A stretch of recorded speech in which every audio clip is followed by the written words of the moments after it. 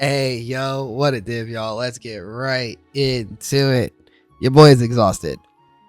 It came up a long second play session.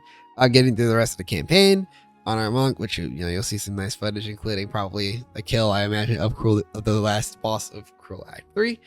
And it is incredible. The build has been performing very, very well. We've made some very nice upgrades in terms of just like playstyle stuff, which I'm going to go over in detail later on in the video so you can actually see every aspect of the character in a annoying way, because we don't have the ability to just like give you a link and let you look at it that way. But it is what it is. We do with what we do. We make do with what we got, rather, right? Because it just is the way it is. Anywho, like, comment, subscribe. You want to support the channel, all that good stuff, whatever. It's also worth noting I am live on Twitch. I will be live. I was live when I was playing on Friday. I was live all day on Saturday. I will be live on Sunday when I'm playing, and probably on Monday as well when I'm playing, so on and so forth. Figuring out my time schedule from there. So if you want to come catch the character live, that link is in the description. All that good stuff, right? Now let's actually talk about some details about the character, some things about the progression overall, just that are worth keeping in your mind, both for this character or just for other characters in general.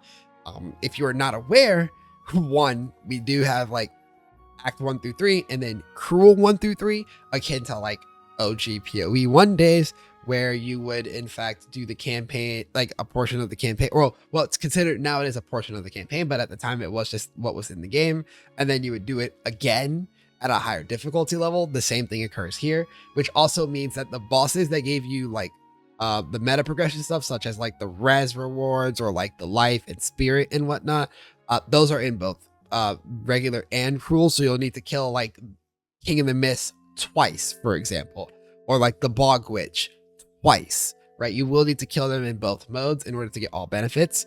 So make sure you keep that in mind, as well as generally just knowing that, the second time through the zone will not be nearly as bad as the first time through the zone. Quite frankly, your character will feel a lot more functional, especially, specifically you guys watching these are likely playing a monk or looking at playing a monk. I can tell you with absolute certainty that, especially in the sections of the game that I played before I had like a good Tempest Wave setup or a Storm Wave setup, or especially before Charge Staff, set zones that I went through the first time without those skills felt a lot better the second time through, with the exception of like the old like Vol area where you like fight Viper and then get ran over by mobs. Those mobs are still ass no matter which version of the zone you get. Is what it is, right? Now other things to talk about, right, is you're going to be seeing it in the footage here, but I want to talk a little bit about the build construction in terms of how this character actually is meant to be put together. You'll get it in full detail as well, but like the general idea, especially for PLE2 as a whole right now, is that you do need to play with like a setup for clear and a setup for bossing, and not in the sense that you like change gems around all the time, but more so like in your 9 gems that you do get, and then your weapon slots and any other granted skills you have, you want to be mindful of having options that are strong and clear and options that are strong and single target. So for example, when you watch me boss, like you probably see me using Stormwave a little bit while I'm in spacing and whatnot. And then, I'm building my charges no matter what. Then you got to get my power charges up for Charge Staff. But then you'll see me get in there, and like when you see the boss's health bar going down, that's pretty much exclusively Bell and Tempest Flurry, right?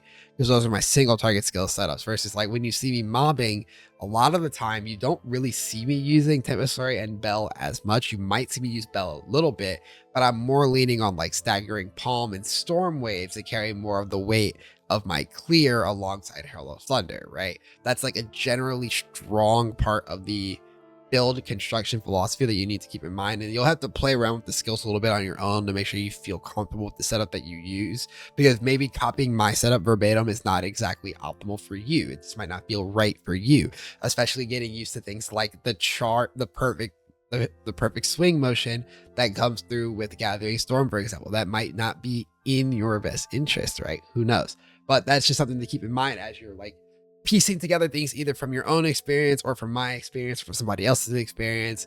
That's like a part of how this character is designed. Next thing on this list is actually talking about like the survivability of the character. and how I managed to get it to feel like half decent. And it mostly was just getting some slightly better gear and playing a little bit better, through like my supports, actually making use of my stun, making use of staggering palm to get the blind from the projectiles that I have socketed on there. Very useful. As well as, like actually taking some more defensive nodes on tree, specifically then getting better gear, which I found out that I had been missing a quest that I should have had done a long time ago, but the game did not make it very clear to me that the quest was actually of high value. I just thought it was like a run-of-the-mill side quest with a whatever reward, and it actually had a very, very meaningful reward that I definitely skipped out on. So don't skip out things like that. You'll have better gear than I had for sure, and then your character will do even better damage and be even better survivable than my character was, and I felt perfectly fine for the majority of the campaign anyways, right? Whew. One last thing, right? One last thing before we get into the like full on like look at how the character played together, which I just want to like give a little bit of a talk about the ascendancies, as I am now in both, or what do you call it? I have now ascended both times, or yeah, I've gotten 2 ascendancy nodes so far. I've done both trials. I will tell you that they both are hard. I'm just gonna keep it a buck, especially if you're not a Sanctum goer. From PoE1, like Trials of the Combat is going to be hard to get used to. It is a bit of a perfectionist like type of game, but you'll be fine in there, I promise you. In Trial of Chaos, it's just going to be rough. My best recommendation for in there is to try to mitigate the amount of ways that you give the boss to kill you accidentally through like floor coverage. Because if you take too many things that cover the floor, you're just going to bog yourself out of ability to like get uptime on the boss. In addition to that, by the way, do not take the shielding mod that gives mobs energy shield. Just trust me on that. It is way higher than you think it is, at least at the time of recording this video. Maybe they bug fix it and it's better then, but at the time of recording this video, it is awful, right? Okay, I think I got everything out of my like initial notes, and what's crazy is I'm gonna hit stop recording here soon, and I'm gonna be like, oh my god, I should have added this one more thing. Is what it is, right? Just know that all you really need to know is bell go bong, and that's kind of all there is to it, right? Your characters, your lifestyle is stun, and we do it very well, and the character is very, very strong, and I'm very, very happy with the performance so far. And it's worth noting that you could probably use a lot of the principles that you're seeing here, even if you are playing an Invoker instead of a Acolyte of Chayula. I believe there might be a couple small modifications you have to make based on some of the stuff in your ascendancy, but nothing I'm doing so far is specific to Acolyte of Chayula so much more as it is just like a monk thing. I'm just Acolyte of Chayula because I fucking love this ascendancy, right? Now, with all that said, again, support the video if you find it particularly useful, all that good stuff. Twitch, all that good stuff in the description. Ask questions in the comments, come to the stream, ask questions. Even in the Discord, come and ask questions. Although, if you guys get in the Discord, I might be streaming and not particularly see it because I'm kind of just streaming a whole lot because I want to make sure that like my footage is recorded and all that good stuff. But you know the deal. Anywho, without further ado, let me go ahead and actually like show you how the characters put together, and we can all pray together that GGG will give us a better way to do this in the future. All right, let's try it. Let's try it.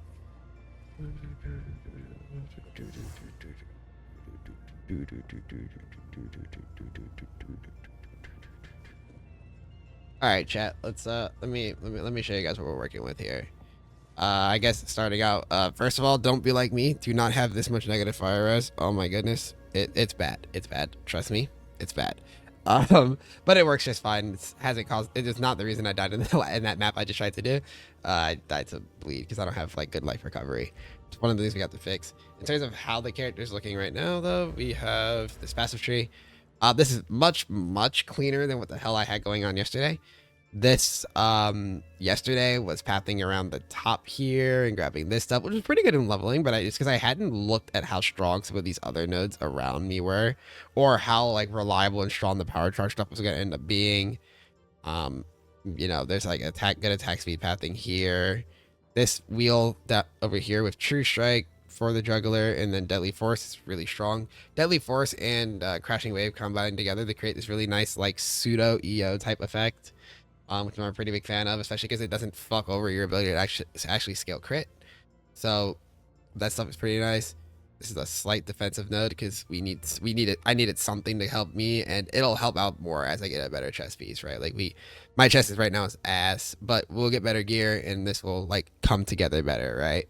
There's this really strong lightning wheel, which at first I was taking this wheel because I was like going up here and around up to here and then down into here. But with the repath, we got to come over down here and take it this way instead. Get the pen because we only, as far as I can tell, you only really need one pen node. Like you should get one pen node and then like a source of exposure or like res shred or like a curse or something, and that usually will either 0 or sub-0 a res, and that's like good enough. Like trying to take more, I feel like taking more than one wheel of pen could end up just being extremely wasteful. Might have to test though before I like confirm that in stone. The big thing in this wheel though, endless circuit is really nice for before you have gathering storm. We'll talk about gathering storm when I get to talking about my skills, but before you get there, endless circuit's really good for getting our shocks to stay on targets potentially when we go to siphoning strike them, so that we can then get our charges for charge staff, as well as Wildstorm is just more damage, right? More top end lightning damage. Lightning damage is usually very flippant, especially if you have flat lightning, which we have a lot of from like charge staff and other sources. Then I have all the power charge nodes because, well, 7 power charges is really good for charge staff. We aren't using any other sources of charge, power charge scaling. It is literally just, we have 7 stacks. We have those 7 charges for charge staff, and that tends to be enough, which is really nice. You do need the maximum, by the way. It's just to make sure that charge staff can actually get to 7 buffs. You don't have to have all 7 of them at once. We'll talk about that in detail a bit, but like you don't need all 7 at once. And then down here, quarterstaff nodes, which I take the crit damage side and the stun side. That's why my stuns are so fast. I do really value the stun buildup that I've taken. And then damage while affected by Herald of Thunder, and damage, just more crit damage. We're working our way towards struck through, and then we're going to come around at the bottom and pick up heart stopping. And then I think I'm going to path across here into this like middle attack section. There's a couple other things in here that I saw. Like Falcon Technique is decent. I actually really liked, where was it at? Rapid Strike. It was very tempting to me, as well as potentially even reaching Strike, but I wasn't sure about that. There's some stuff like maybe Bestial Skin, but I need to see if this applies to this. I doubt it. I doubt Bestial Skin and Spectral Ward work together, but it'd be really funny if they did. But who knows? The subterfuge mask is gonna eventually become a part of it as I get better gear, right? Which we'll talk about that. Maybe even come down here. Who knows? I have to do some more looking around the tree tomorrow to see what I think is actually worth picking up. Anyways, that's the passive tree as it currently stands. It's a passive tree, legally speaking. I'm not even using a second jewel yet. I have one jewel that is okay-ish, and I will get a second one at some point to put in there. Other things of note, right, on the character. Let's talk skills. One, you'll see Into the Breach, which is apparently 5 linkable. But you'll find, at least as of the current beta state, trying to support your Into the Breach with stuff, you'll like run out of supports. Oh, I guess I could put in Herbalism now as well. You have a very small list of viable supports in the first place. And the accuracy rating that is mentioned in here is not even actually needed. As I currently stand, all of my skills are at 100% chance to hit while within 2 meters, which is my melee range. And I have no idea how good like the range ones are doing, but like the range of like say Stormwave is doing, but it should be fine. That's kind of a feedback point for GDG that I want them to include more data in here for skills that actually have reaches beyond 2 meters. But that's a different discussion, right? That's not for you guys. That's for GTG. Now, in terms of the skill setup works something like this. In full, right? Because I'm now in maps, and I picked up this setup basically the second I got to level 13 gems and could put on Gathering Storm, and I realized that this skill was sick. It's worth noting, Gathering Storm is a little bit of an awkward skill. It does have a perfect strike component, so you will need to get the rhythm down for it. Actually, let me go to a spot I can like show you. If I can think of a spot that will spawn me into active combat area, but won't like do anything. The Barrens, because this is where the waterways are. Yeah, the Barrens teleport should be empty. So when you're over here, well, so the setup works something like this. Maybe there'll be a mob or two I can hit to like kind of sort of like quick demonstrate, but you'll see it in the video. You'll see it in plenty of the combat footage. This here is Gathering Storm. But you see that shock ground I leave behind? That only happens if you get the perfect release timing window right. If you're too long, it won't do it. If you're too short, it won't do it. You've got to get that perfect release, and then it gets the good distance in the shock ground. The shock ground is very important because our power charges are all coming from Siphoning Strike now. We've gotten rid of Killing Blow. We've gotten rid of the Illusory Dash that I was running earlier on stream. I don't believe I had it in the previous video, but on stream I was running Illusory Dash earlier today. That no longer is in the character either, because Gathering Storm plus Siphoning Strike is all I actually need, especially with a couple auxiliary shocks here and there applied by my Tempest Flare or my Storm Wave, which still has Conduction just in case. But I could consider dropping Conduction for more damage later on if I really felt like I needed it for zoning, which I probably do, quite frankly, after some of the experiences I've had today, right? But those two skills solo generate my charges so that I can eat them with Charge Staff, which I currently have supported with Perpetual Charge and Persistence, because there aren't very many other supports I actually think are worth it. Perpetual Charge allows us to make use of small charge amounts. Remember I talked about, we have 7 maximum charges. We do not actually need all 7 of our max charges in order for this to function. You can just repeatedly consume charges to add to the buff effect until it gets to 7 charges worth, and then just keep refreshing the duration off of any charges that you do get after that. And so Perpetual Charge helps to, keep them there. Like I had a moment where I actually stacked up ones, like the 1, 1, 1, 1 repeatedly until I hit all the way up to 7, and it was really funny. That reminds me, I did somehow forget to mention one of the more important nodes on the tree, which is one with the Storm. This node lets it say so we count as consuming additional power charge, which means 1 power charge is actually 2 charges for a Charge Staff. Same for like Flicker Strike or Falling Thunder, but like we are using only Charge Staff here. And that just literally means that we get our stacks up for our damage buff that much faster. Outside of that, I have my single target setup is, of course, Tempest Flurry and Tempest Bell. I feel like if you've been around long enough, you're definitely familiar with the memes of, if you've been paying attention, you're definitely familiar with the memes of what it looks like when a monk decides to show up to a boss. Or if you look at a lot of the kill footage of my bosses, it is literally just I set up to get ready to stagger them, and then once I've got my buffs up, I drop Bell, I start flurrying the shit out that Bell. The boss just kind of takes a fuckload of damage, and then it tips over. And Stormwave for clear, as well as for applying shocks and like stun buildup while I'm stuck like playing like the range game against bosses is very important, just to like buy me some space. Staggering Palm is 2-part. 1, it lets me stun bosses early and get a little bit more cheeky damage to put on the Bell, but more importantly is actually I use Staggering Palm for clear, using it with I believe it is Blind and Scattershot, so that I get additional projectiles out of like creates a little cone on Staggering Palm, and then they all blind, which is just a nice little extra bit of safety. It doesn't do a whole lot of damage, but it does some damage, and more importantly, it helps keep me alive, right? I forgot to mention the supports on Tempest Bell, Tempest Flurry, and Stormwave. Tempest Bell, Magnitude, and Overpower. AoE just for comfort to make sure that I am in fact hitting my target, also allowing this skill to be more usable in AoE situations. And Overpower instead of a damage support, because I value this primarily for its ability to build up stun on a single target. If you're not aware, stun builds up most efficiently when done with a physical melee skill, and Bell is in fact a physical melee skill. That's why it's so strong for this, even when I'm not investing purely in its damage. And then Tempest Flurry, just really high damage, high DPS skill that we are using close combat, Crescendo, and Martial Temple on. You can move Martial Temple around instead and like have like Primal Armament here or whatever. These are all personal preference things. I recommend shifting some stuff around as you go. And then Stormwave, Conduction, Lightning Infusion, Primal Armament. I will say that Lightning Infusion is pretty good, and I don't know if I can get rid of it yet. Primal Armament, definitely a big fan of this one right now.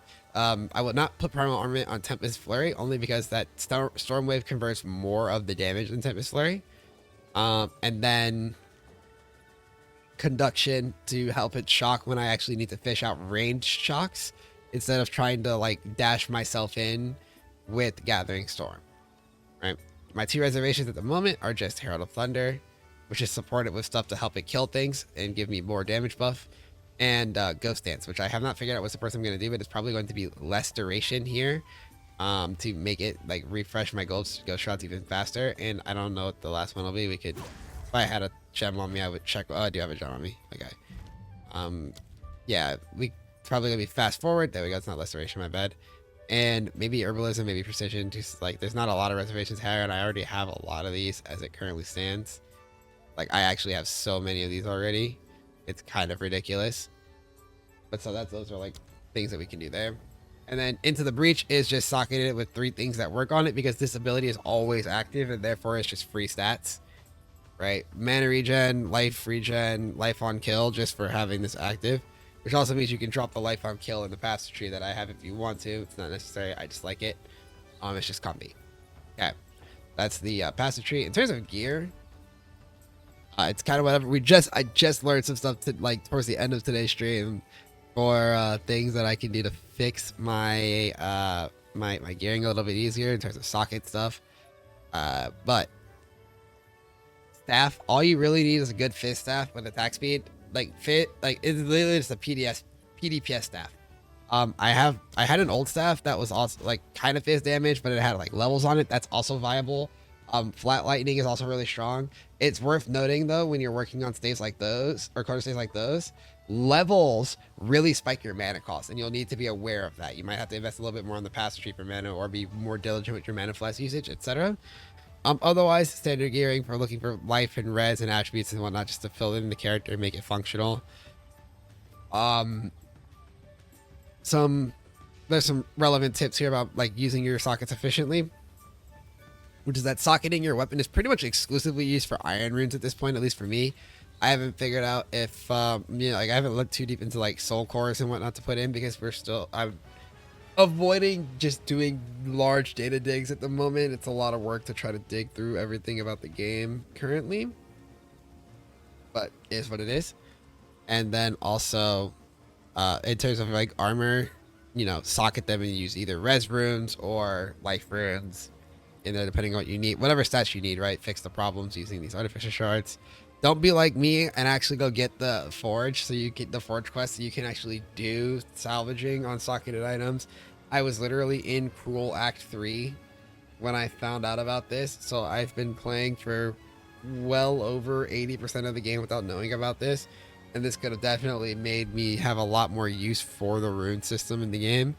Who knows?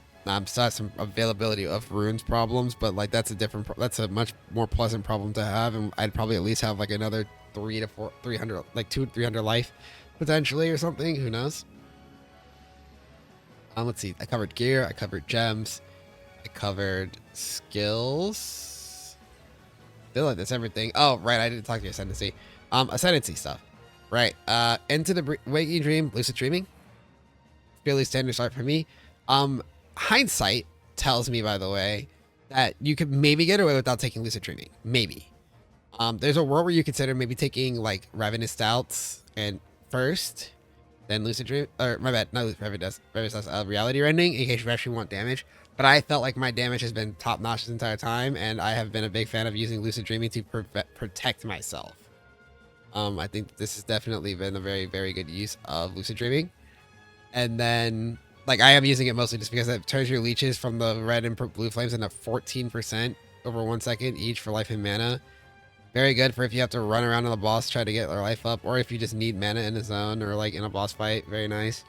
And then future plans for the ascendancies, we're probably going reality rending next into potentially Chayula's gift, just because it sounds like it'll soothe my gearing a lot on chaos res.